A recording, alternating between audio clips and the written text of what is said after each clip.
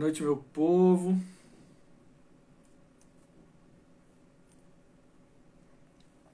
Olá, olá, olá.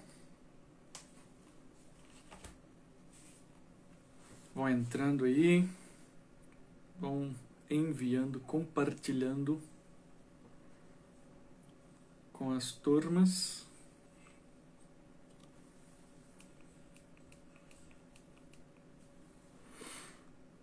E já já a gente começa nosso bate-papo com meu amigo Varela.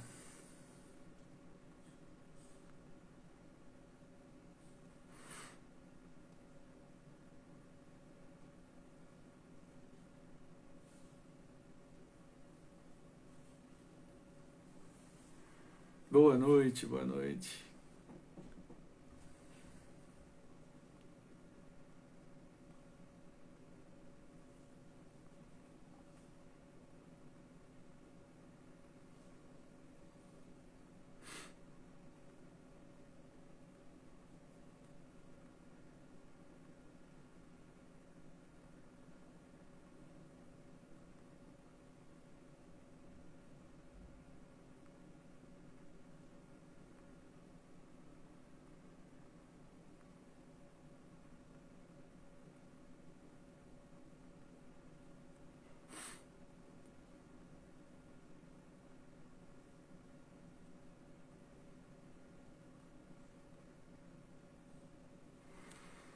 Muito bem, meu povo.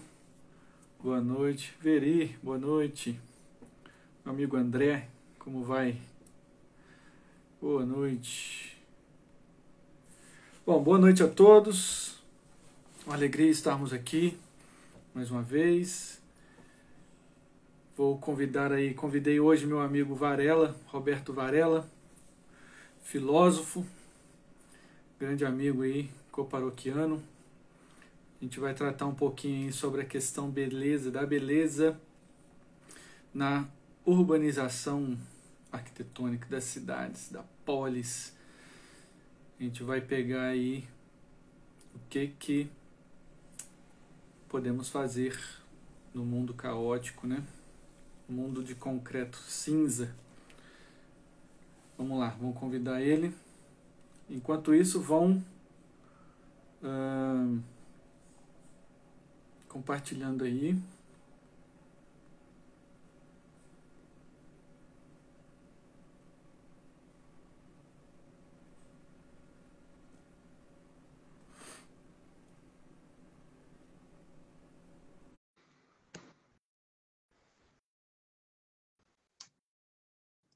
Boa noite.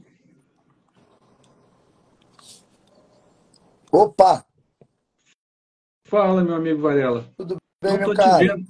Não tô te vendo aqui no meu vídeo, rapaz. Que isso, eu tô vendo tudo ok. Estão me vendo e estão vendo você também. Ah, é? Tem que Então vou perguntar pra galera se o pessoal aí que tá acompanhando, se tá vendo as duas imagens. Ah, ok. Pessoal, vocês estão vendo as duas imagens, eu e o meu amigo Varela? Senhor Michael, tá com esse problema recorrente, tá? Pois é, esse dia eu participei de uma live da Veri e aconteceu isso também com um convidado dela. Eu te aconselho a sair e entrar de novo, talvez, eu não sei. Apesar que estão falando sim aí, eu acho que estão vendo as duas imagens. Não, vamos tocar. Então, se eles estão vendo, tá tudo certo. Deixa eu ver aqui. Ok. Não, pessoal, tá tudo ok. Então vamos em frente. Bom, meu amigo, boa noite para você. Obrigado aí por aceitar este convite. É uma continuidade, né, daquilo que a gente já tinha conversado outrora, né, algum tempo atrás aí. A gente está retomando, então, este assunto. Queria que, antes de mais nada, você se apresentasse aí, falasse para o pessoal. Já indico aí o perfil do nosso amigo para que vocês possam seguir, acompanhar os conteúdos dele. referente aí à nossa atualidade, à filosofia. E vamos lá, falem um pouquinho de você. Vamos nessa. E primeiro, muito obrigado aí pelo convite, Michael. A nossa primeira conversa lá sobre arquitetura e beleza, né?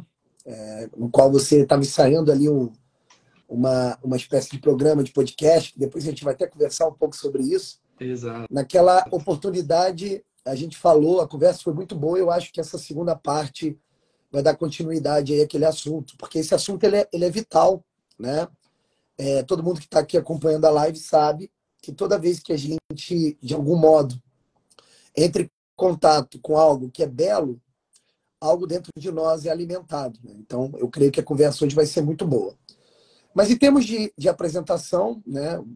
Eu sou professor de filosofia já há alguns anos, tenho formação acadêmica pela UFRJ, no entanto, vim descobrir a filosofia de maneira mais real, ou seja, mais encostada aí nessa técnica milenar da busca pela sabedoria, muito tempo depois da faculdade, né, da universidade.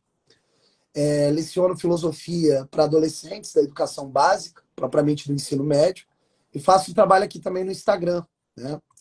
Estou começando agora um curso de introdução à filosofia, né? Quem tiver interessado, inclusive, pode até me procurar depois. Tenho também um trabalho no YouTube, né? Temos lá quase 100 aulas gratuitas, aulas de história da filosofia também, aulas de catecismo, aulas de espiritualidade, aulas de vida de estudos e outras coisas, né? Então, basicamente é isso. Essa ferramenta, apesar da gente ter que fazer sempre uma espécie de peneira na hora que nós a acessamos, né? Tem muita porcaria também, é uma ferramenta, ao final das contas, que é muito útil, né?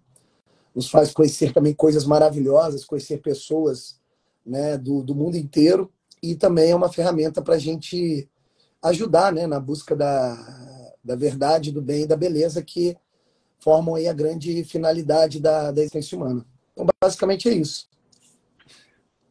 Maravilha, maravilha. Então, pegando esse gancho aí da beleza, que você bem comentou, o pessoal aí já procura o perfil do Varela, prof. Roberto Varela, é isso? Isso, prof.Roberto Varela, isso aí.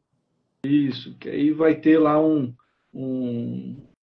curso próprio aí que ele está desenvolvendo sobre filosofia e os conteúdos próprios dele, as aulas já gravadas no YouTube, muito interessantes, e dá sempre para a gente relembrar e discutir, né?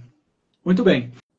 Nosso tema de hoje, que a gente já havia conversado, seria aí a beleza na questão da cidade, das edificações como um todo, da urbanização, e se isso realmente, de alguma forma, nos prejudica, se nos fazem melhores como indivíduo e como até na coletividade, né? Queria que você falasse um pouquinho nessa questão, pegando a beleza e em contraponto com a feiura que a gente vê hoje na urbanização, se isso tem uma ligação realmente psicológica, filosófica, já na nossa percepção do indivíduo, né? Essa questão até do humor, né? Do caráter da pessoa, se isso realmente tem essa interferência, né? Fala um pouquinho para a gente aí. Sim. O que acontece? Antes de tudo, todo mundo que está aqui acompanhando, ou que vai acompanhar essa live, todo mundo já percebeu que existe uma faculdade dentro de nós, uma faculdade perceptiva, que não capta apenas a aparência das coisas. Se a gente tiver muita atenção por esse movimento interno que ocorre dentro de nós, na medida que a gente vai observando as coisas ao nosso redor, a gente percebe que existe uma espécie de inteligência dentro da nossa alma que desconfia que sempre por trás da aparência das coisas há algo mais essencial, há algo mais importante. Então, quando nós olhamos a aparência das coisas, parece que na aparência há uma espécie de promessa de alguma coisa que está por trás. Então, é muito importante as pessoas perceberem esse movimento, de nós olharmos para as coisas e, a partir da nossa inteligência, a gente perceber que a aparência das coisas é um mero convite para algo mais essencial que está por trás disso tudo, né? E todo mundo desconfia disso, mesmo que não tenha consciência 100% disso, né? Vou dar um exemplo. Todo mundo aqui já deve ter tido a oportunidade de, no final da tarde, observar um pôr do sol. Quando você olha ali o pôr do sol, você vê aquela cor, você vê aquela bola de fogo se escondendo no horizonte, você vê um céu que sai daquele amarelo luminoso e vai se avermelhando. No entanto, não é isso que está atraindo a sua atenção. Porque, na verdade, existe algo por trás daquilo ali.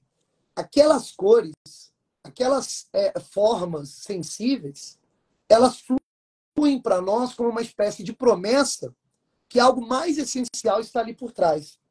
Tanto é que todo mundo que já teve experiência de observar um pôr do sol sabe que há algo aprazível nessa contemplação. Nós olhamos para o pôr do sol e algo dentro de nós parece que se encontra. Parece que ali nós nos repousamos de algum modo, né? Muito bom. Isso que nós estamos percebendo e que traz uma calmaria interna é o que nós chamamos de beleza. Percebe? Então, antes mesmo de falar conceitualmente o que é beleza, é necessário, nós, seres humanos, treinarmos essa percepção e termos consciência na medida em que ela acontece. Né? Então, por exemplo, quando eu estou lá trabalhando qualquer conteúdo com os alunos e vou falar alguma coisa relacionada à estética, e quando eu dou esse exemplo, aí geralmente eles falam assim, nossa, é mesmo, o pôr do sol é muito bonito. E eles falam de um jeito como se, naquele momento, eles percebessem, né, uma espécie de promessa da beleza, mas depois, no momento seguinte, aquilo se perdesse dentro deles. E eles voltassem ao movimento cotidiano da própria vida e aquilo ali é esquecido. O grande treinamento que, a partir da técnica da filosofia, você começa a adotar para a sua própria existência, é tentar fazer com que esses momentos de contemplação da beleza, eles permaneçam de algum modo no seu interior. E na medida que você vai fazendo isso, uma outra coisa mágica acontece. Você vai aumentando também a sua percepção para belezas que não são tão evidentes como o pôr do sol. E aí você começa a perceber o seguinte, caramba, para onde eu olho, há existência de coisas. Mas se eu olhar com atenção, eu consigo beleza, mesmo onde não parece. Percebe? Então, quando você propõe essa questão dizendo o seguinte, será que existe realmente uma relação entre beleza e feiura na realidade que nos circunda? Depois você levanta uma outra questão. Será que a beleza e a feiura, de alguma maneira, nos afetam? Então, a resposta para as duas questões é positiva. Para onde eu olho a beleza, para onde eu olho também a feiura. Nós vamos ter oportunidade hoje na nossa conversa de distinguir um pouco melhor isso. E, no entanto, é super perceptível de que, na medida que eu entre em contato ou com a beleza ou com a feiura, isso consegue atualizar dentro de mim novas tendências que vão guiando e vão fazendo eu entrar em novas modalidades de existência. Então, veja que coisa interessante. De repente não fizesse, desculpa te interromper um pouquinho, Varela, só um comentário aqui. Então, a beleza pela beleza, né? Aquela admiração puramente pela admiração, é algo que, de certa forma, intrínseco, procurando algo que está por trás, algo magnânimo, de repente, do cosmos, né? Da macrocriação, pegando aqui um lado da parte divina, né? Vamos dizer assim, a parte criatura e criador, algo que se tivesse ali algo já no DNA implantado, que aquela beleza atrai para algo muito maior. Perfeito. Seria um pensamento voltado assim. Exatamente, porque a beleza é sempre um rastro.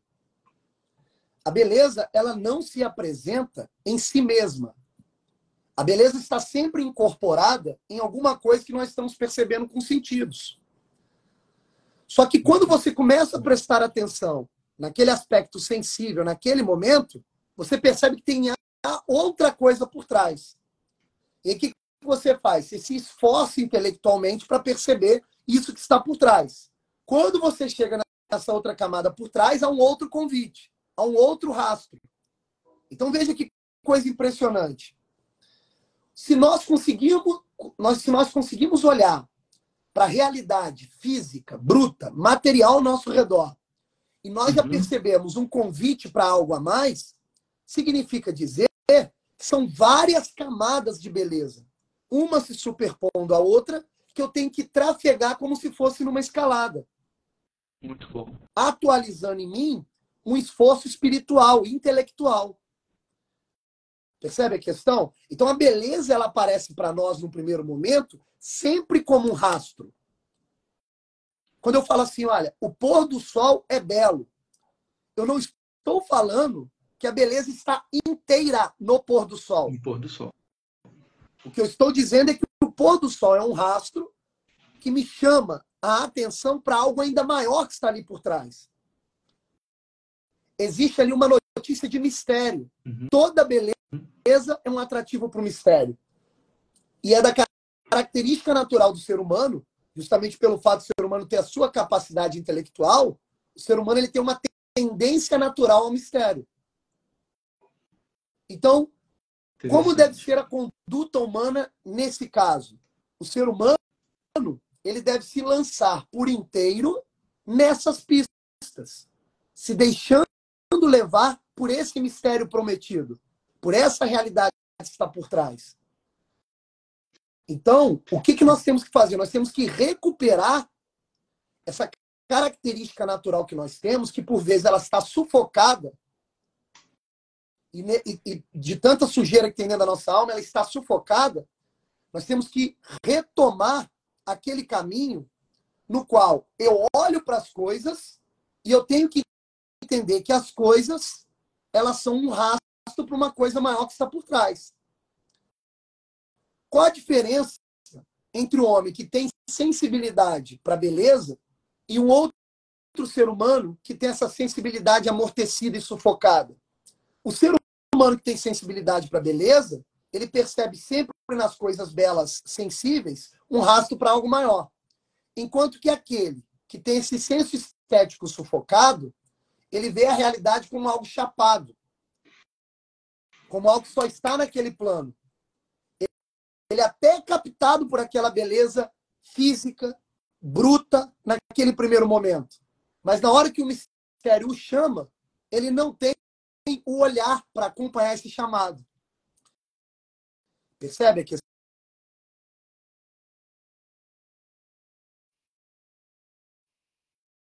senso estético, né? Porque não precisa ir muito longe. Você conversa com as pessoas, né, na sua vida cotidiana, assim mais ordinária, você começa a perceber que as pessoas perderam totalmente o senso estético, né? E hoje, com o advento da internet, tanta informação, nós não estamos mais acostumados a contemplar uma imagem. Tudo é muito veloz, tudo é muito rápido, tudo é muito chapado. Então, por mais que as coisas, em sua beleza sensível, nos chame, nos convide para um contemplar ainda maior, nós estamos embotados e nós não percebemos esse convite.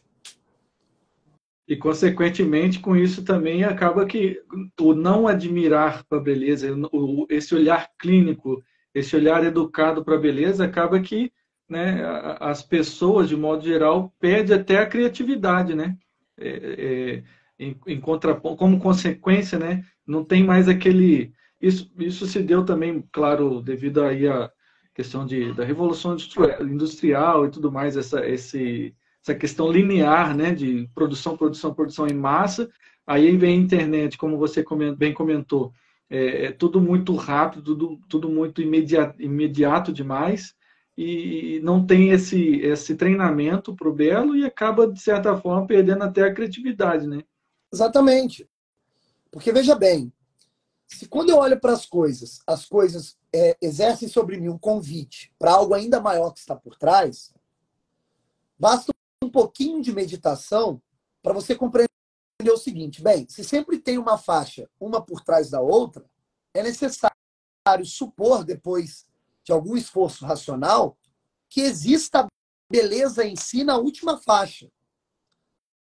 Então eu vejo as formas sensíveis ao meu redor, que são convite para as formas mais sutis.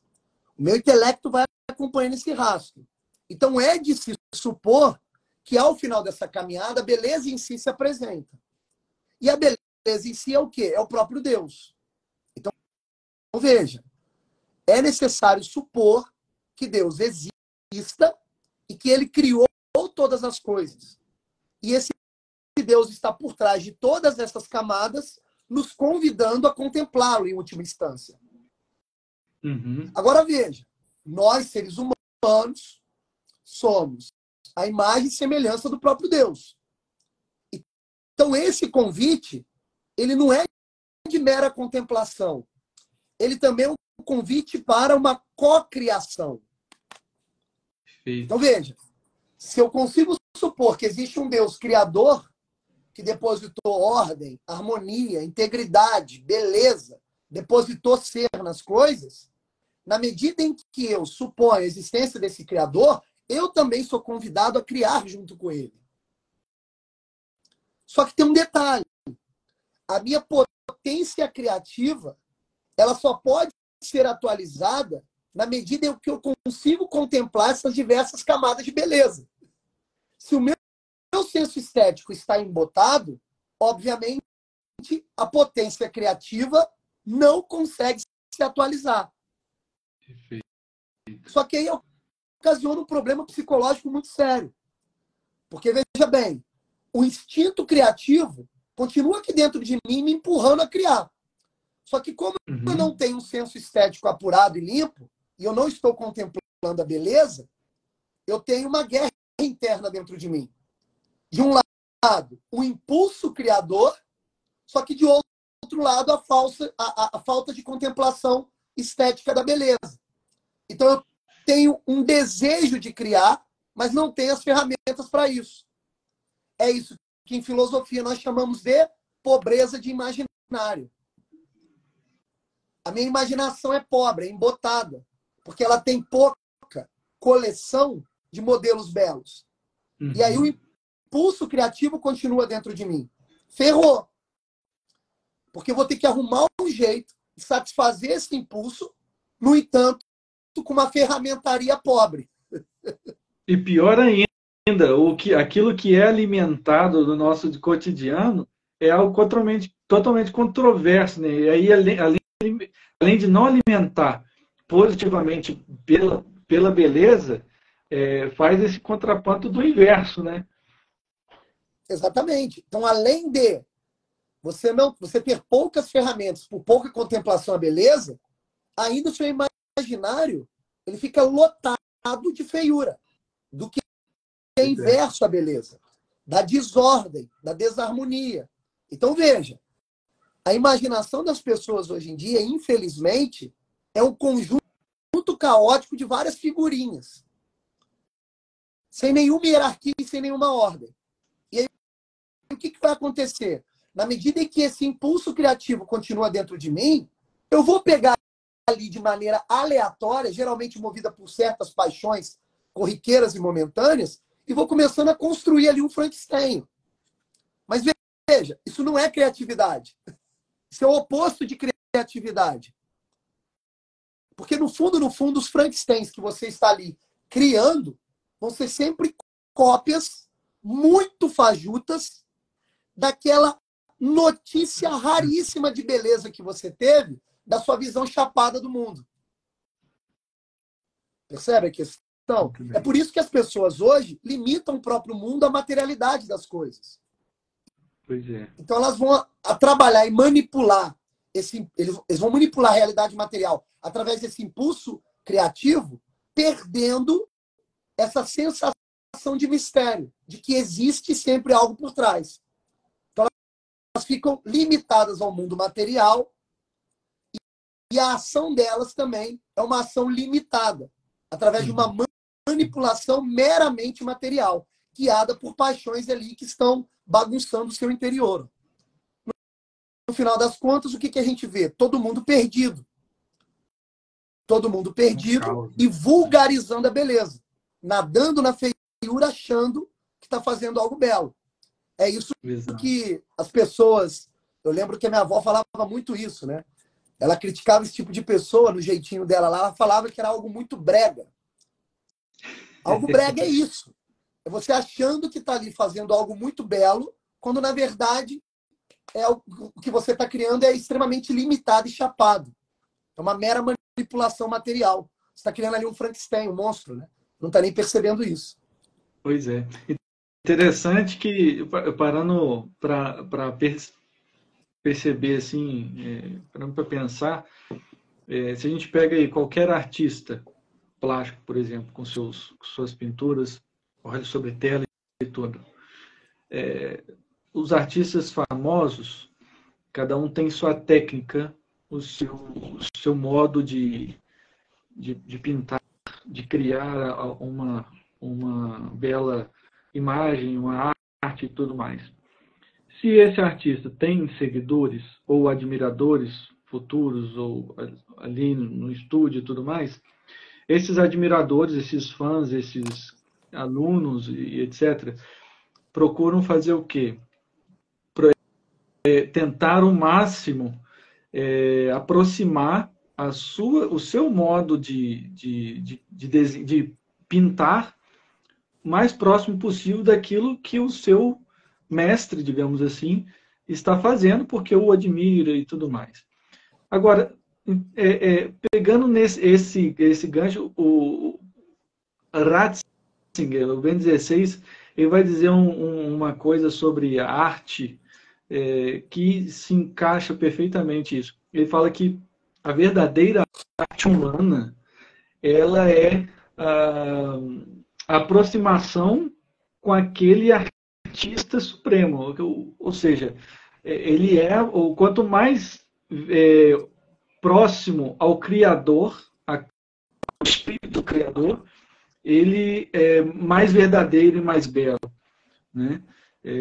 Então, ou seja, quanto mais a gente se aproxima da beleza humana, humanamente falando, né? Da beleza, e voltado isso para Deus Criador, mais belo, verdadeiro, ordenado ele vai ser essa arte humana.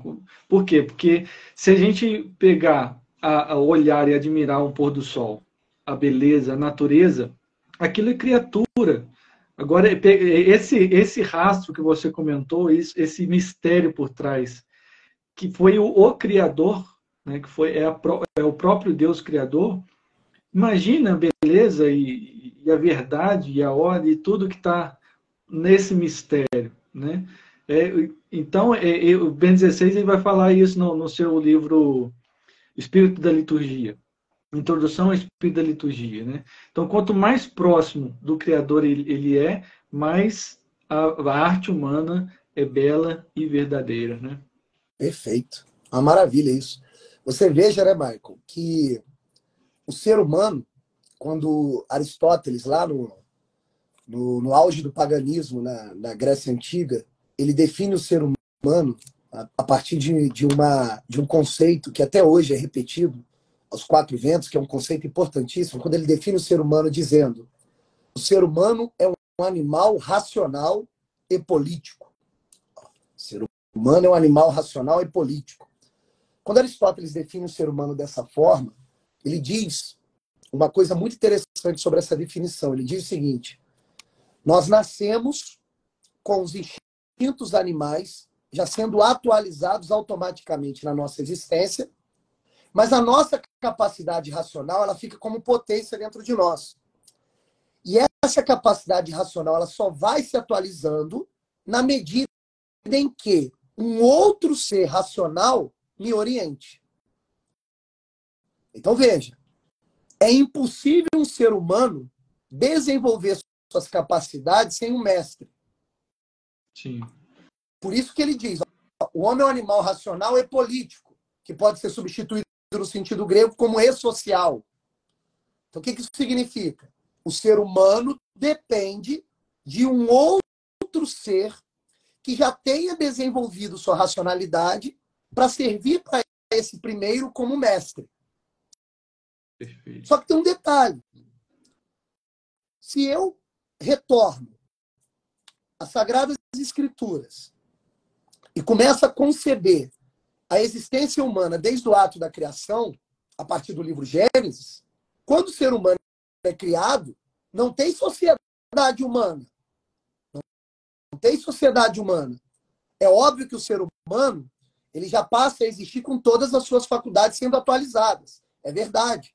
Mas ainda assim, se é da natureza humana a racionalidade e a sociedade, como é que isso se explica? E aí vem a resposta. O primeiro ser humano criado, ele está sim vivendo em sociedade. Porque o ser inteligente que o guia é o próprio Deus. Uhum. É o grande mestre. Percebe a questão? Então veja que coisa interessante. A vida do ser humano hoje em dia continua a mesma coisa. Eu dependo de mestres que já atingiram ou estão em busca da ação da perfeição da própria racionalidade para me orientar de algum modo. E esses mestres que eu encontro são rastros do maior mestre de todos, que é o próprio Deus. Exatamente. Então, por que eu estou dizendo isso tudo? Para corroborar com o exemplo que você deu. Dentro da arte, que é uma espécie de desenvolvimento de habilidades humanas, que nós chamamos de arte, dentro da arte, a relação mestre e discípulo, mestre e aprendiz, ela nunca pode deixar de ser feita. Sim. E é aí que entra o problema. Porque todo ser humano, por ter uma natureza política e social, depende de um mestre. Se nós vivemos em um momento histórico que tem poucos mestres, sobra espaço para mestres ruins. Aí que está o negócio.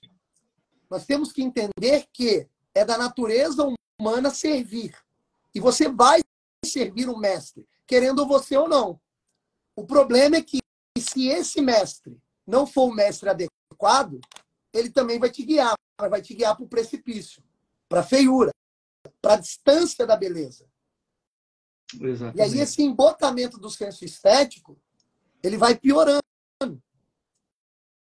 Ele vai sofrendo uma queda num precipício sem fim. Percebe a questão? Então hoje nós vivemos uma crise estética muito ocasionada por falsos mestres, que durante a história civilizacional foram guiando muitos seres humanos para o buraco. E foi o que aconteceu, de certa forma, na peste negra, né? Por exemplo, na vida da igreja, né? Dando exemplo da igreja, os padres bons, os padres santos e virtuosos estavam na rua atendendo o povo e se contaminavam e morriam.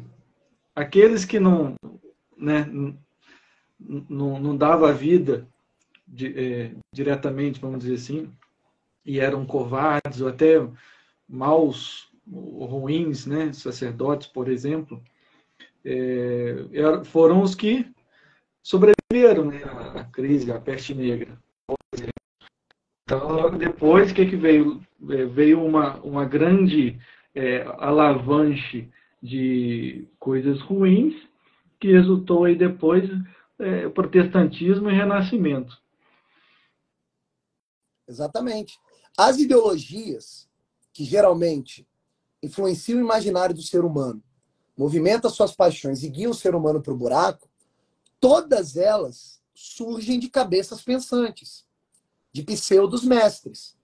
Então veja, quando a gente tenta debater uma questão voltada à beleza versus à feiura, a gente tem que entender isso.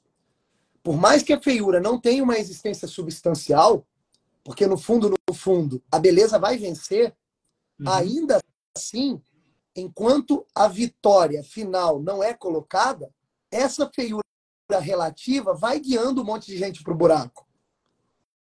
Então a gente tem que entender isso. A malícia, a feiura, a mentira, elas existem no mundo e elas são colocadas em prática sempre, sempre, sem nenhuma exceção, por falsos mestres. Por inteligências que corromperam ou tentam corromper a beleza, a verdade e o bem. Daí a importância, por exemplo, da filosofia. Né? Olha que coisa interessante. A filosofia é uma técnica milenar que tem como objetivo a contemplação da verdade, do bem e da beleza. A filosofia, às vezes, até se confunde com a vida espiritual religiosa. Porque é da filosofia essas três finalidades. Mas olha que interessante.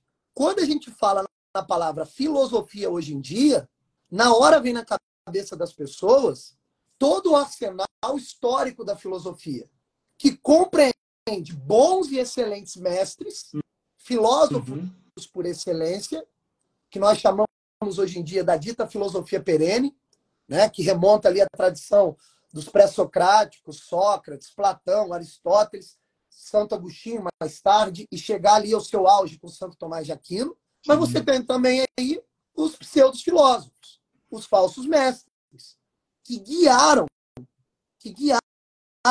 muitas pessoas para a feiura, para a malícia, para a mentira. E pior, o mundo atual, o contexto atual histórico, né, que alguns chamam de pós-modernidade, mas eu acho que ainda está na modernidade, é um momento crítico, no qual os guias que nós temos para a nossa conduta, aqueles que aparecem mais estruturados no mundo social, todos eles são formados por esses falsos mestres, por essas falsas filosofias. Por exemplo, adentrando já a questão da arquitetura. Eu vi que na sua apresentação você falou assim, olha, nossa, para onde nós olhamos hoje, nós só vemos o concreto e o cinza. Como se a arquitetura perdesse a cor. Como se a arquitetura perdesse esse apontamento para o alto, para Deus, para o Criador divino. Veja que interessante. Dá para você fazer uma interpretação inteira disso a partir, sei lá, da influência da filosofia cartesiana, que é uma pseudo-filosofia que inaugura a modernidade. Ó. Dá para você fazer isso. Você pega lá todo o pensamento de René Descartes, utiliza ali os falsos princípios que ele elenca, aí você começa a entender o porquê que na arquitetura moderna, na cidade de hoje em dia, tudo é concreto e cinza. Dá para fazer essa relação, ó. Só para citar como exemplo. Então veja que toda essa feiura que nós percebemos hoje em dia, ela é resultado de séculos e séculos de abordagens e colocações em práticas de más filosofias.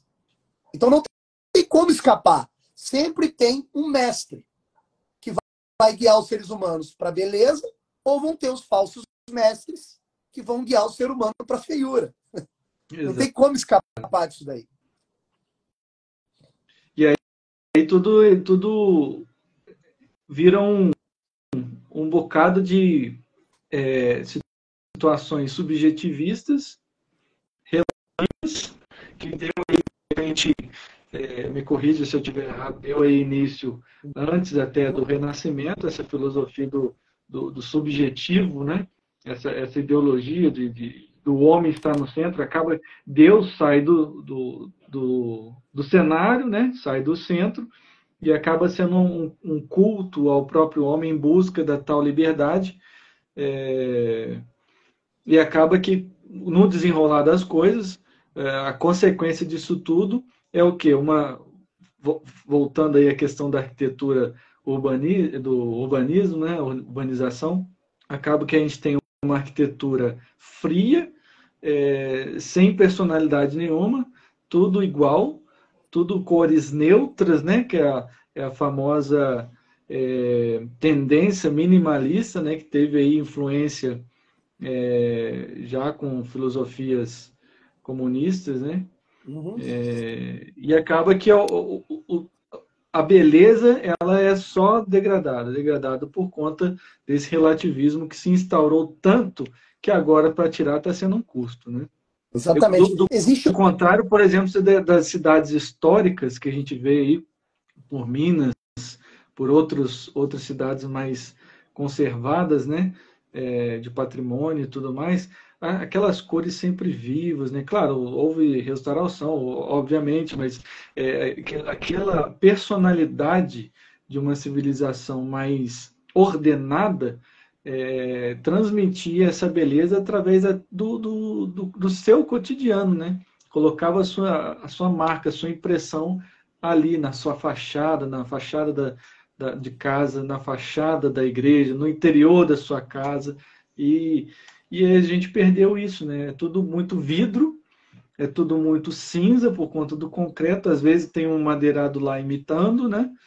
A urbanização toda ficou isso. Tem aí uma cultura do verde, né?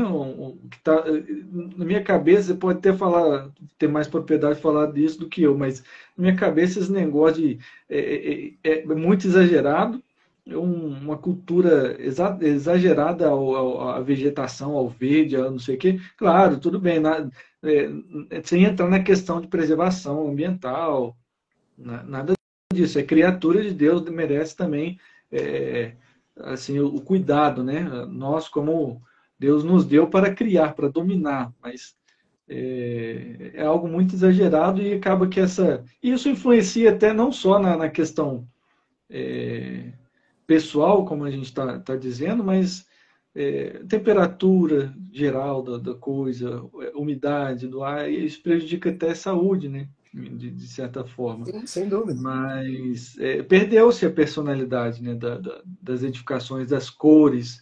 A gente não vê mais aquela coisa viva, né, aquelas flores no jardim e tudo mais, né? Exatamente. O que acontece? Teve um movimento, né, esquisito na história, que você pode fazer esse traçado histórico até pela própria história da filosofia. Veja que coisa impressionante. Quando você começa a estudar ali um pouco da filosofia grega, você vê que o homem ele está olhando para o cosmos, para a realidade, ele percebe que a realidade é ordenada, ele desconfia que existe um mistério por trás daquilo ali tudo, e ele procura olhar para aquela imensidão que é o cosmos, a realidade, e procura pegar dicas da própria realidade que possam ordenar a sua própria alma. Então, o que acontece? Toda a cidade ela vai ser construída a partir dessa ordenação percebida objetivamente do cosmos. Então, você tem ali na antiguidade grega, por exemplo, toda uma estrutura arquitetônica que visa provocar certos símbolos que apontam para essa ordem presente no cosmos. Então, veja que o objetivismo é que está tomando conta. Está lá o ser humano, olha para a realidade se torna um objeto para ele de contemplação, ele contempla a realidade, capta a ordem e repete a ordem na cidade, na polis. Percebe?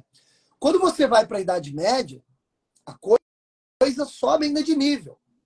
Porque agora, aquele ser criador que os gregos só desconfiavam, ele é revelado. Então, veja, o próprio Deus veio e se mostrou aos homens. O verbo encarnado. Então, sim, os homens que estão nesse período, eles têm um imaginário totalmente ordenado pela própria verdade em pessoa que se revelou. Então, o que eles vão fazer? Qual é o movimento? Eu percebi a verdade que foi revelada para mim pela pessoa divina de nosso Senhor Jesus Cristo, e agora eu vou refletir essa realidade ordenada na cidade.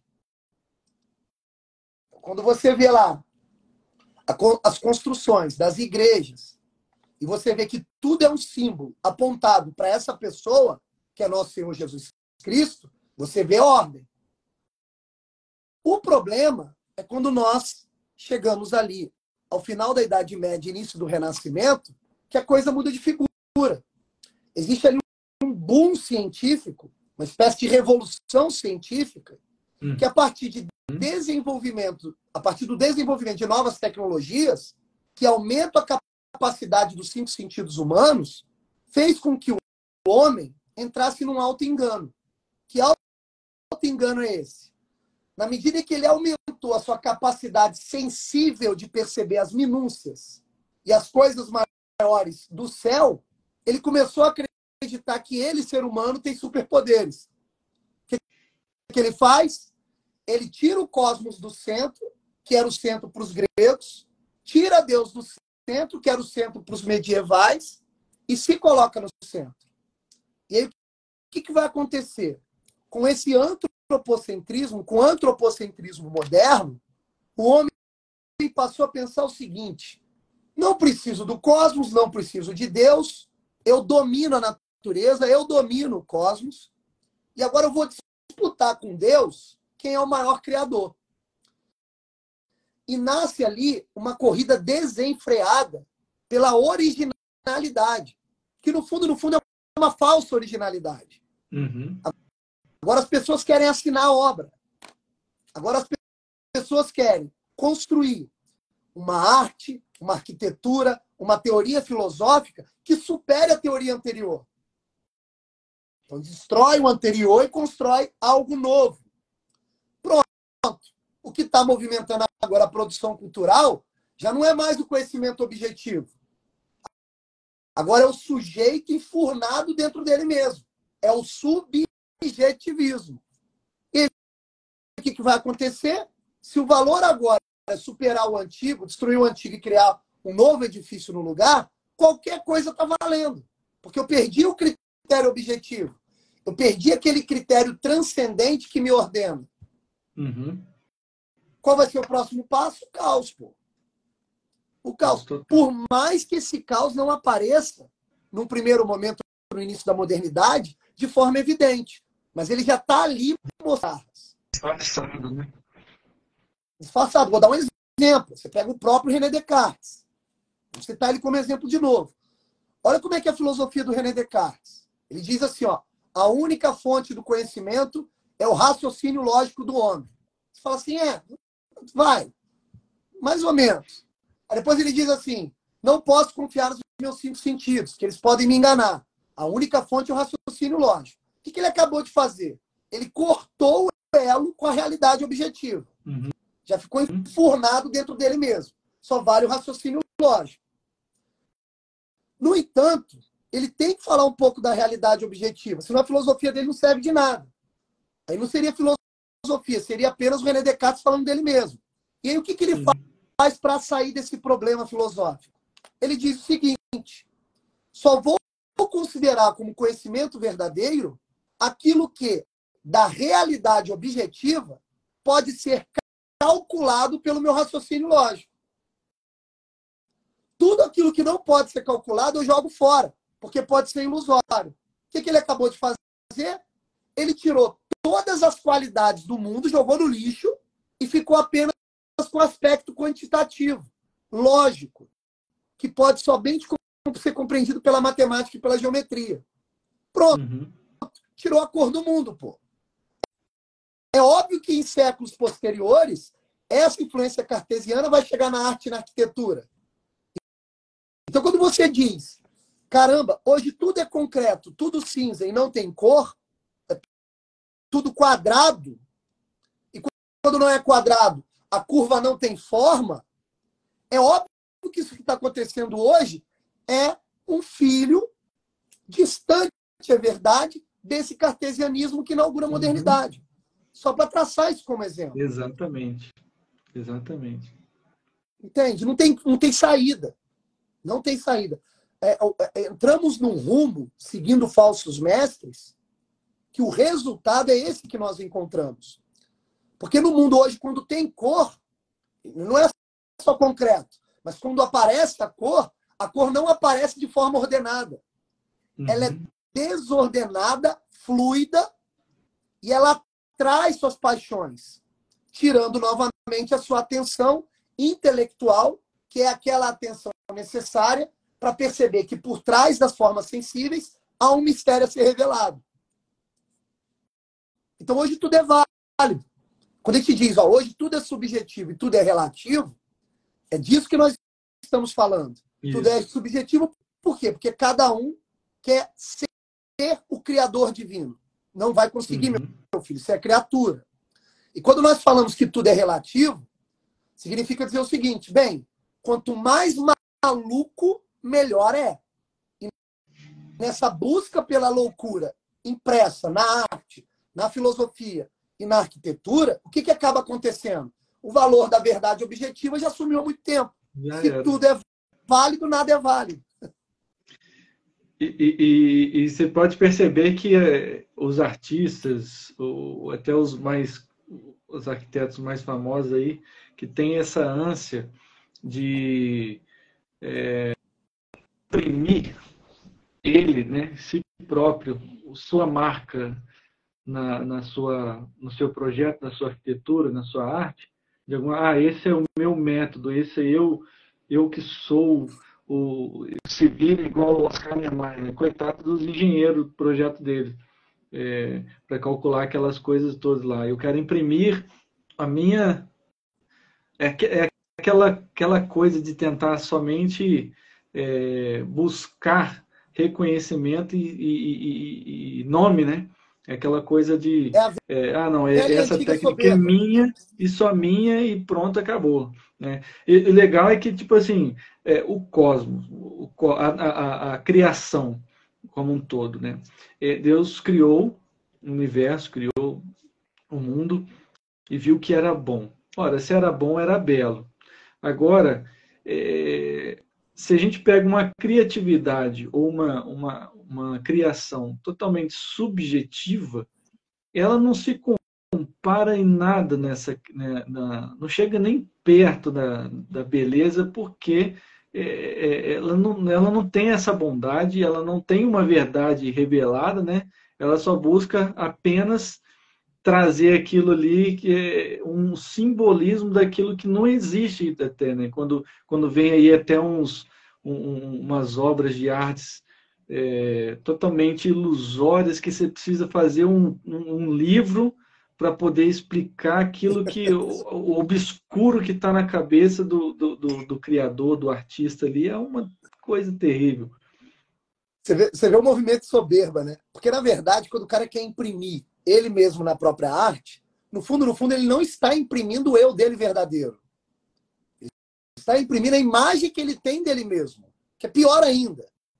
Porque se fosse o eu dele verdadeiro, o eu verdadeiro dele está enraizado em Deus. Exatamente. Porque se o cara existe, Deus mantém a sua existência, Deus está lá, né?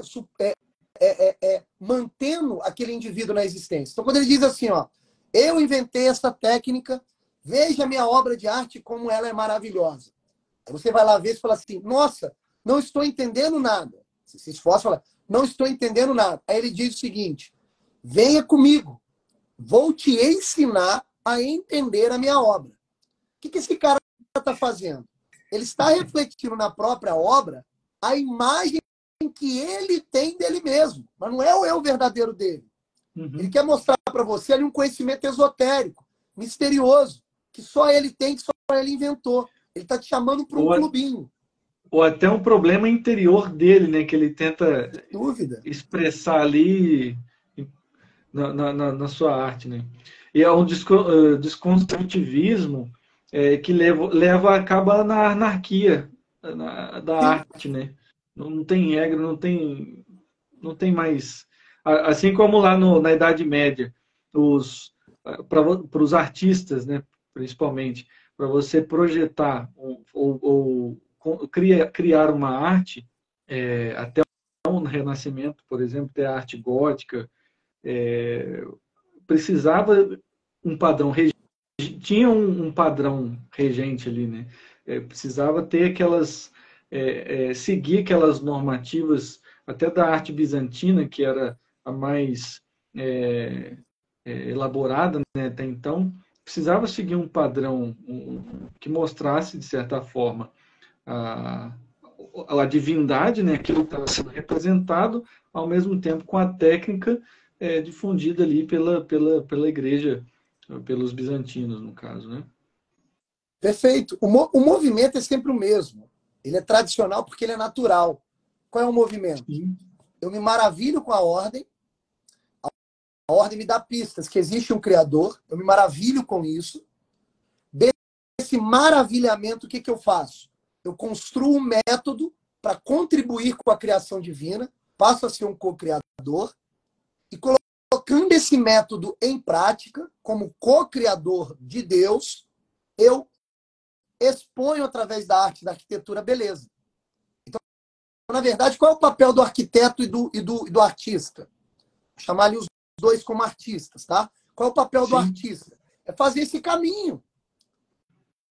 Me maravilhei com a ordem, contemplei a ordem, entendi a ordem, desenvolvi um método, uma técnica, mas a técnica não é o principal. A técnica é o meio. O principal é a finalidade. Qual é a finalidade? É a beleza.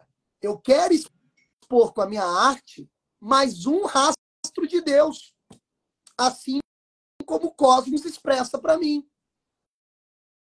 Exato. Então, na verdade, o ser humano ele existe para ser um bom imitador de Deus. Aliás, Michael, o que define um cristão que não imitar bem Cristo? Percebe? E aí, o que nós vemos hoje? Nós vemos hoje o seguinte. Hoje em dia, o que aconteceu com a arte? Hoje em dia, cada artista quer ser um Deus diferente do outro. Nós estamos voltando ao politeísmo. Qual é o problema do politeísmo? Porque o politeísmo não se sustenta nem racionalmente. Qual é a estrutura das religiões pagãs politeístas? Existe uma infinidade de Deus e cada Deus gerencia uma parte da realidade. Então, se esses deuses brigam lá em cima, ferrou. É causa aqui embaixo. O que a gente está fazendo? A gente está repetindo isso, pô. Só que agora numa versão piorada. Os deuses agora não representam um mistério divino, distante. Agora, cada indivíduo humano se sente um Deus. Aí ferrou. Aí, assim, não vai dar. Aí, quando eu for criar o meu filho, eu tenho um trabalhão para ser feito. Porque quando o meu filho sair na polis e encontrar esses diversos deuses, ele vai voltar para casa e vai dizer assim para mim, estou perdido. Porque cada um disse que a verdade é uma coisa. Quer saber, pai? A verdade não existe. Quer saber, pai? A beleza não existe. Quer saber, pai? Esse negócio de bondade aí é algo que inventaram para me controlar. Então, veja, o mundo de hoje só tem duas saídas. E as duas são péssimas. Óbvio que tem a melhor saída de todas, mas as duas saídas que praticamente empurram os seres humanos para que ele seja limitado a essas duas escolhas. Quais são?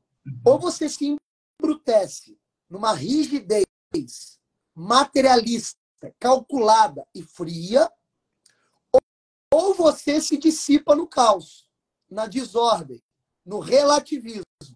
Percebe?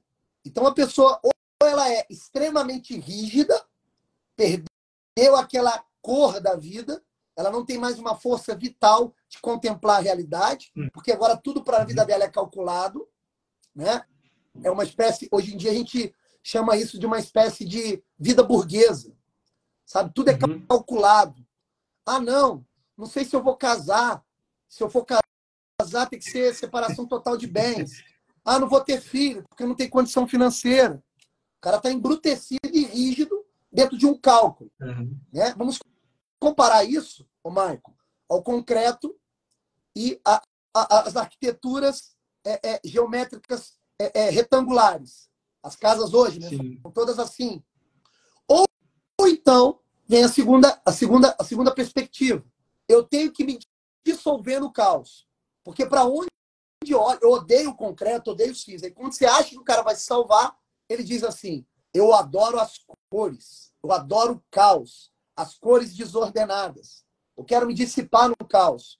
Aí ele passa a ser puro desejo. Beleza, ele falou, a vida não se limita ao cálculo, ok. Mas ao invés dele buscar o intelecto que contempla, não. Ele então se dissipa no caos, na multiplicidade, no barulho, na cor. Ou seja, ele Pois cai no é. precipício, um outro precipício. Essas duas coisas são dois lados da mesma moeda. Na arquitetura, podemos comparar esse segundo caminho como aquelas arquiteturas novas das casas, que são todas de vidro, como se quisessem mostrar para o externo toda a sua intimidade sexual, de desejo ali desordenado. Olha que interessante. Então, dá até para fazer essa analogia aí. Então, veja, um adolescente hoje, um pai hoje, se ele não tiver uma formação mínima intelectual, moral e religiosa, ele vai ter muitos problemas para educar o próprio filho. Porque um adolescente hoje, quando ele sai para o mundo, se ele sai para a polis, ele só enxerga esses dois caminhos. Exatamente. A cidade está destruída nesses dois caminhos. Interessante que tá sendo cada vez mais evidente ver isso, né? Aquelas pessoas, eu me coloco dentro delas, desse grupo, aquelas pessoas que minimamente têm essa percepção, onde ela se sente mais descansada, entre aspas, né, o pessoal fala assim, a minha terapia, né, onde ela se sente mais realizada, enche até o pulmão, eu pelo menos faço isso, eu enche até o pulmão, ar puro, vai para onde? Para a roça, para a natureza, para o interior, acaba que, de certa forma, contemplando aquela beleza natural que ali existe, como uma fuga de todo esse caos mostrado ali, transportado ali pela cidade, né? pela urbanização, que ou você passa direto dentro do carro, ou não tem como você caminhar. Por que as pessoas não querem mais caminhar no mundo moderno, né? Não quer mais caminhar, não quer passear, não tem mais bicicleta, porque já não tem o que contemplar, é feio, é quente, é desconfortável, até visualmente, não só corporalmente, né, corporeamente, mas visualmente. Aí você vai, você descansa, você relaxa, você aprende, você contempla, você tem aquela paz interior também, aonde você vai contemplar melhor a natureza, que é o que? Aquilo que você falou no início, é rastro da verdadeira beleza, que é o Criador, né? Perfeito. E por que a gente faz isso? Por que a gente tem esse refúgio? Eu vou para a roça. Eu gostava muito de ir para Ilha Grande, numa praia lá que é um vilarejo de pescadores, onde não tinha barulho, não tinha nada, era uma tranquilidade, ia para lá direto. Chama Praia do Aventureiro. É uma delícia. Por que a gente busca esses refúgios? Escutar no som do silêncio, como diz a Patrícia Maia, se ela estiver aí, dá um alô. Escutando o som do silêncio, só o vento. Mas por que a gente faz isso? Pelo seguinte motivo. Não tem mais co-criadores de Deus. Não existem seres humanos que estão criando de maneira concatenada com a criação divina. Então, como na cidade só tem feiura, barulho, dissipação, e quando não é isso, a ordem ela vem de maneira estabilizada artificialmente pelo cálculo, eu quero sair disso daqui, eu quero sair disso daqui. E aí, para onde eu vou? Eu vou buscar a natureza.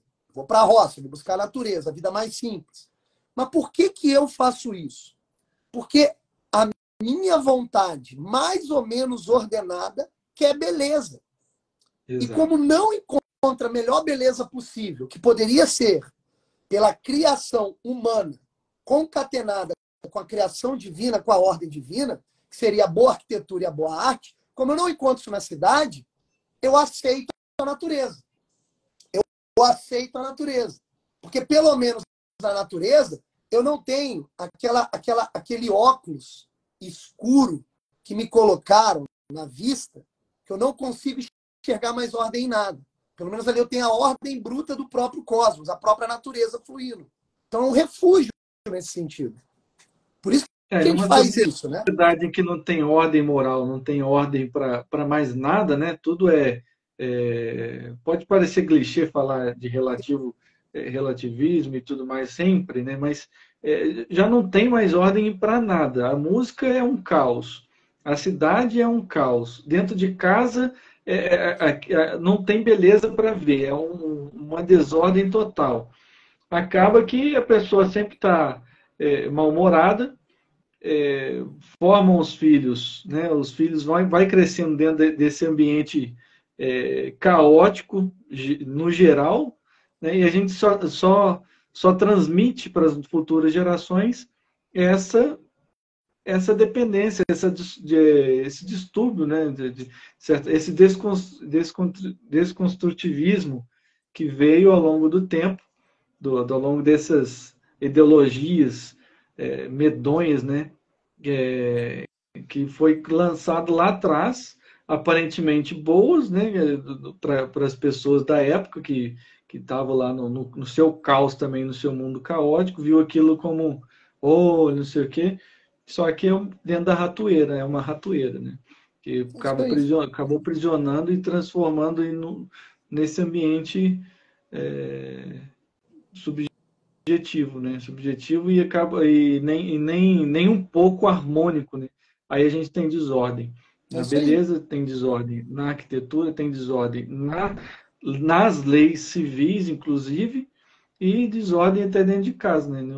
Todo mundo acha, aí infiltra isso dentro da igreja, que foi, de certa forma, um ponto que também, lá no início do Renascimento, né?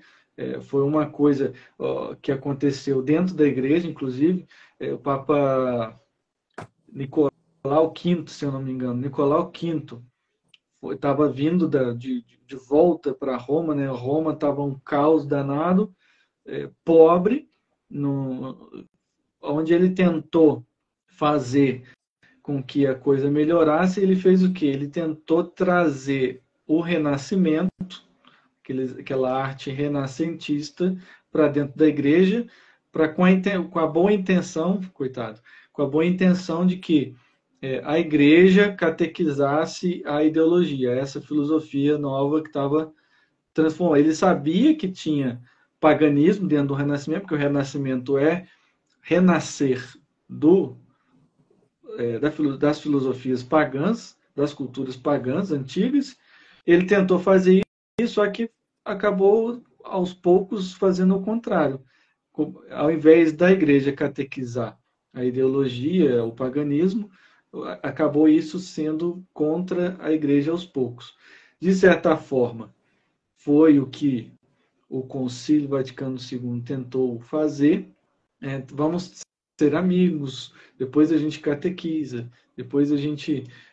Só que a gente está vendo que não está dando certo e constantemente está sendo essa procura, né, de ordenar tudo, mas agora que a coisa já está completamente desordenada, para voltar às rédeas vai ser uma luta e a gente precisa formar, né, aí com seus trabalhos, inclusive também com suas aulas, suas videoaulas gravadas, seu curso aí que você está promovendo, tentar formar novas mentes, né, para as futuras gerações e mostrar a verdade e fazer com que as pessoas saibam pensar da maneira correta, principalmente, né? Exatamente. Você veja que hoje, quando você visita ou observa, através de imagens, o interior das casas, nessas arquiteturas mais atuais, na decoração de interiores, você não consegue enxergar nesses interiores o rastro daquilo que é mais essencial numa casa. Cada vez mais artificial. Cada vez mais artificial. Mas o que você não enxerga mais no interior das casas? O rastro da família. Então, veja que loucura. Veja que loucura. Olha que coisa impressionante. A gente está falando aqui de cidade, urbanismo, arquitetura. Mas veja, cidade, que nós chamávamos lá no início da filosofia de polis, ela é um desdobrar natural da existência humana. Por quê? Quando o ser humano nasce, ele já nasce dentro de uma micropolis. O que é a micropolis? É a família. É a família. Então, veja, eu sou um animal racional social. Preciso de alguém que me eduque para eu aprender a usar minha razão, para eu contemplar a beleza, o bem e a verdade. Daí a necessidade da família. Então, a família é uma primeira polis, é uma micropolis, certo? Se a minha educação familiar funcionar da maneira adequada, me apontando para a beleza, para o bem e para a verdade, eu saio de casa e formo uma nova família. E as novas famílias vão se formando, e a gente vai para um segundo estágio da polis, uma média polis, vai, que a gente pode chamar de aldeia. E se as aldeias elas continuam a crescer dentro dessa ordenação voltada para a verdade, beleza e o bem, aí sim nasce a polis, a cidade. Esse é o desenrolar natural da existência humana. Então veja que interessante. A base de toda a polis, portanto, é a família. E o que define a família? A família é a ordenação de indivíduos pela consanguinidade e pelo amor. O que define a aldeia? É a união de famílias a partir de valores e uma cultura de maneira estruturada, de maneira ordenada. E o que é a cidade? A polis é uma união de aldeias que são ordenadas a partir de uma cultura e de uma formalização das leis. Então, veja, para isso tudo dar certo e a cidade está ordenada, de modo que impulsiona os seus indivíduos, os seus cidadãos, para o bem, para a verdade, para a beleza, para tudo isso dar certo, o ponto fundamental é o quê? A família.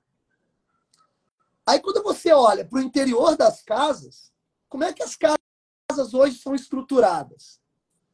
Elas são extremamente limpas, ou seja, cleans. Elas são totalmente abertas, esparramadas numa horizontalidade. Não existe um senso de hierarquia no próprio interior das casas. E para piorar, os cômodos, eles têm atrativos que visam representar uma falsa cópia do mundo, que é o que nós chamamos de computador e televisão. O que acontece? Perfeito. As pessoas dentro da casa, por uma imposição desse interior arquitetônico, podemos falar assim, esses indivíduos que estão dentro da casa já não estão mais formando família, porque eles estão atomizados. Então a consanguinidade continua, mas o amor, que é essencial na relação familiar, vai se perdendo, porque já tem essa distanciação, essa horizontalidade, essa falta de hierarquia. Então o que acontece com um adolescente, por exemplo? Ele está dentro dessa casa, o interior da casa dele e o exterior também estão dizendo assim para ele, ó, não existe ordem e não existe hierarquia. Qualquer coisa é qualquer coisa, mas não tem mais senso de verdade, não tem mais coisas superiores às outras. Necessariamente, o que esse jovem vai fazer? Vai desobedecer os pais, pô. Aí a pergunta é, como é que os pais educam? Não vai ter jeito.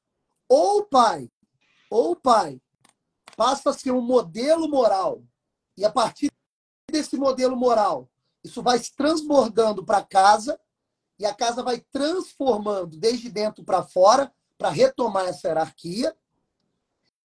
E também o pai, além disso, ele tem de ter um conhecimento adequado do que é verdade, beleza e o bem.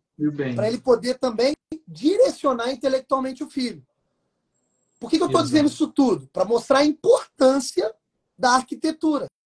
Olha como isso influencia as pessoas e as pessoas não percebem.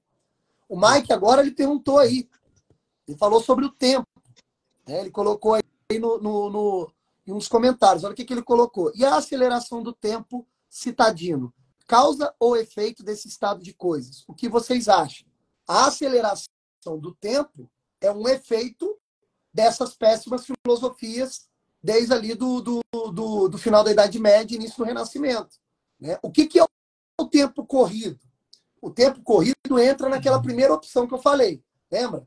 Cálculo, matéria, quantificação. Segunda opção, você vai e se mistura com o caos, né? E se deteriora no caos. O tempo corrido faz parte dessa primeira opção, dessa primeira determinação que querem enfiar na nossa cabeça. Qual é a promessa do tempo corrido? Quanto mais coisas você faz no menor tempo possível, mais efetivo e reconhecido como bom cidadão você é. Só que aí tem um problema. Tempo corrido fazendo muitas coisas ao mesmo tempo significa falta de atenção. E falta de atenção significa falta de contemplação. E falta de contemplação significa falta de percepção da beleza. Então, a velocidade do tempo citadino é mais uma imposição dessa falsa polis na qual nós habitamos, é uma imposição para que nós percamos esse senso estético, que deixe de perceber a beleza na realidade. E aí vai virando a bola de neve. Daqui a pouco eu sou mais um reprodutor da feiura, né? E aí vai. Exato. Exatamente. Muito bem. Tem alguma pergunta aí, pessoal? Se tiver alguma pergunta, vai mandando para a gente. A gente já está chegando ao fim. Já deu até um tempinho aí, mas a conversa está boa. Está bem legal. E aí agora, né, pegando esse comentário, esses comentários todos que a gente veio traçando até aqui, trazendo para o meu lado, né, meu lado da arquitetura sacra, dos projetos sacros, né, a gente vê esse decaimento também da beleza dentro das igrejas, né? Aquilo que antes representava o máximo possível, buscava fazer com que seja no sentido vertical, verticalizado, levando as almas, as criaturas a Deus, ao Criador, a gente vê com essa subjetividade o Deus saindo de cena e entrando o homem, né? A cultura do homem. Então, a gente vê artes cada vez mais representando a técnica e o artista do que a própria cena bíblica, por exemplo. A arquitetura não tem mais aquela verticalidade, ou quando tem essa verticalidade, tem esse problema geométrico, né? Não tem ornamentos, não transmite a beleza que é própria do templo, né? Da edificação que é para Deus, que é para uma divindade, né? Que é para Deus Criador, né? Então não tem mais essa percepção. Acaba que as pessoas entram ali e a gente vê cada vez mais o quê? Na atualidade, né? Menos vocações, ninguém mais tem interesse de servir a Deus Nosso Senhor, porque ele não é transmitido aquele que lá na encarnação do Verbo, né? Ele se mostrou, né? Homem para nós, para a nossa salvação. Ele não é mais, na atualidade, ele já não é mais mostrado, né? Não temos mais vocações, as igrejas estão cada vez mais vazias, não tem mais aquele espírito de serviço para com Deus, para com a igreja, né? Então acaba que essas paredes retas e acinzentadas, ou até esbranquiçadas, neutras, né? Que servem para todos, né? Que é o tal do minimalismo, que é aquela fast food, né?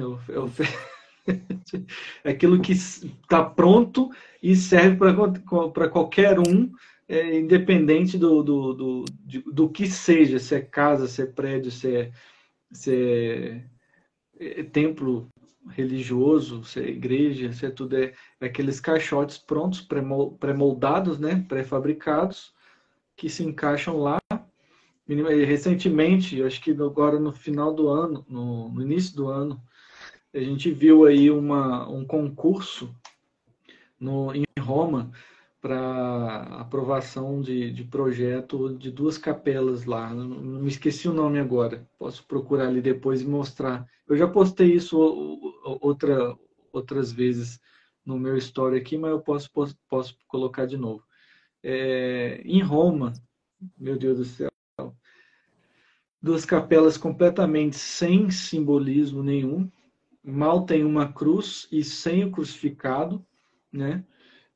Que não é o que eu acabei de falar, né?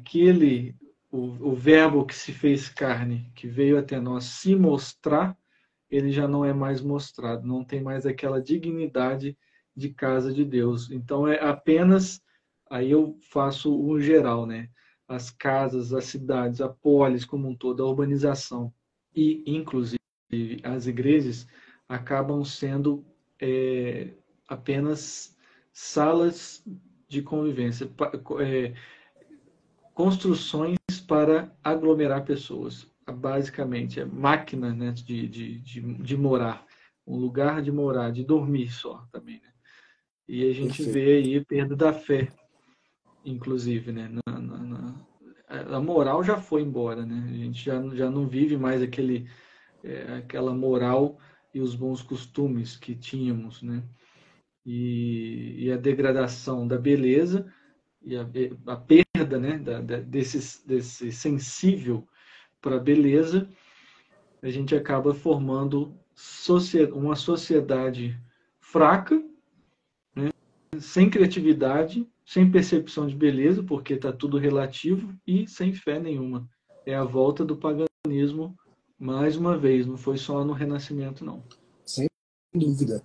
Você veja que, através desses exemplos que você acabou de listar, você vê também uma espécie de culto exacerbado, né, à democracia.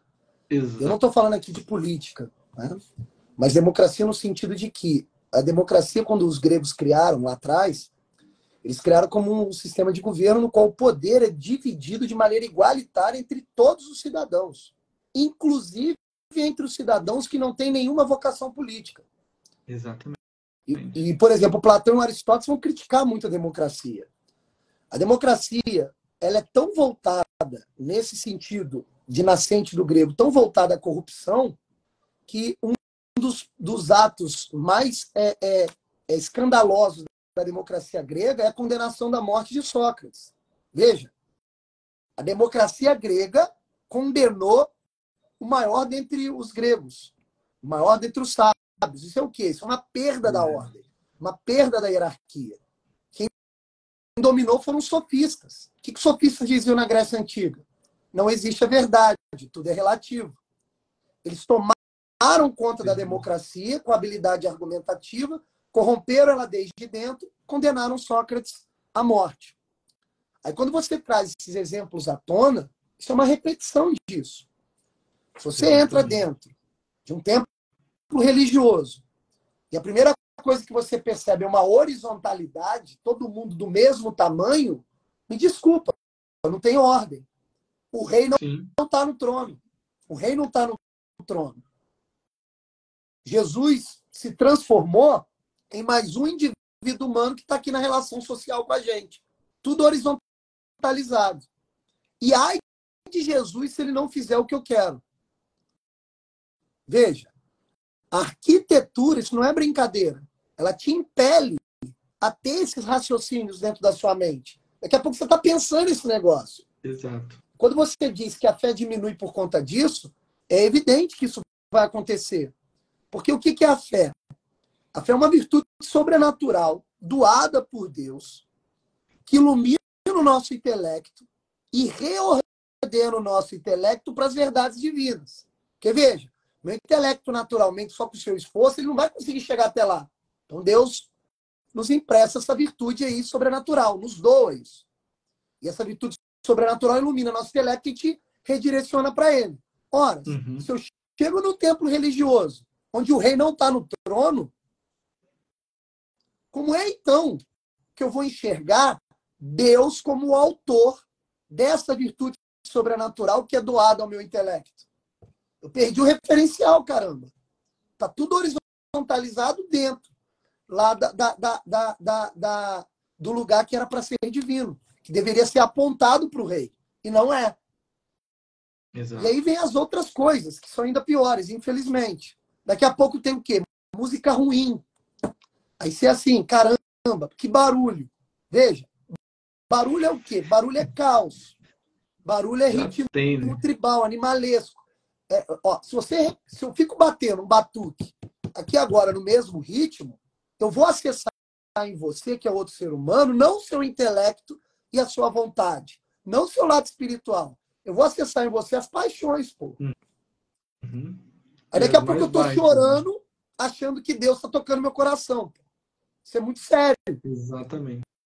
Então, essa questão da arte, se a arte for ruim, se ela perder a ordem interna, a harmonia, a integridade, a luminosidade, como diz Santo Tomás de Aquino, né? Santo Tomás diz, ó, arte que não tem essas 3 características, integridade, proporção e luminosidade, não é arte.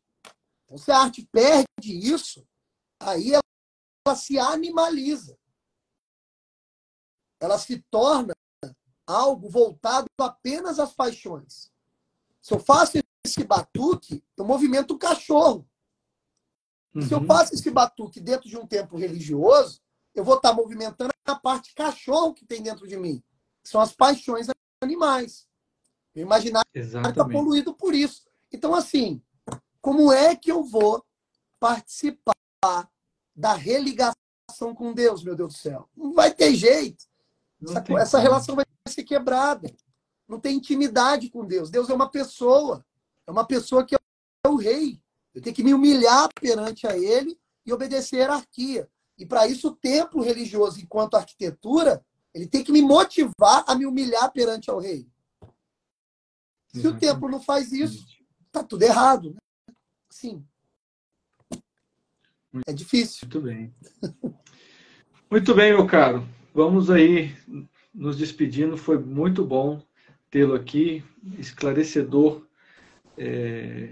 e até incentivador aí para a gente ir adiante, né? Nos nossos trabalhos. Pessoal, se tiver alguma pergunta aí, lança para a gente, que a gente vai estar respondendo essas últimas perguntas para a gente poder encerrar.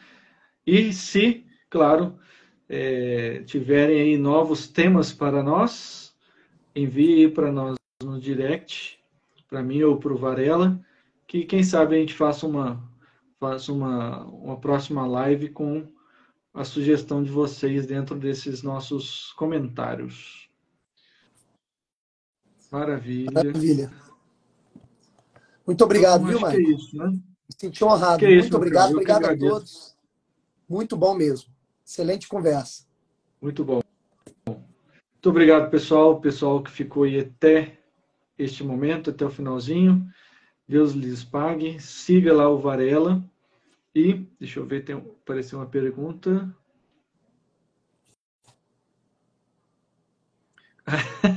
A Patrícia, ó, quando tá ficando bom é que a gente encerra. Pois é, já estava na hora mesmo. Mas a gente vai voltar com esse tema. Esse tema é longo, né? É um assunto longo e dá para a gente tirar mais proveito disso em outras lives, até com outros subtítulos, como eu coloquei ali na questão da urbanização, né? Dá para a gente ir até muito além. Então, agradeço vocês por terem ficado. Varela, meu amigo, fico com Deus. Muito obrigado aí por esse bate-papo.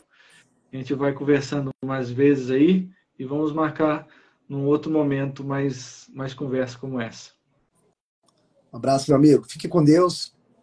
Até mais. Bom fim de semana a todos. Igualmente. Bom fim de semana, pessoal. Até mais.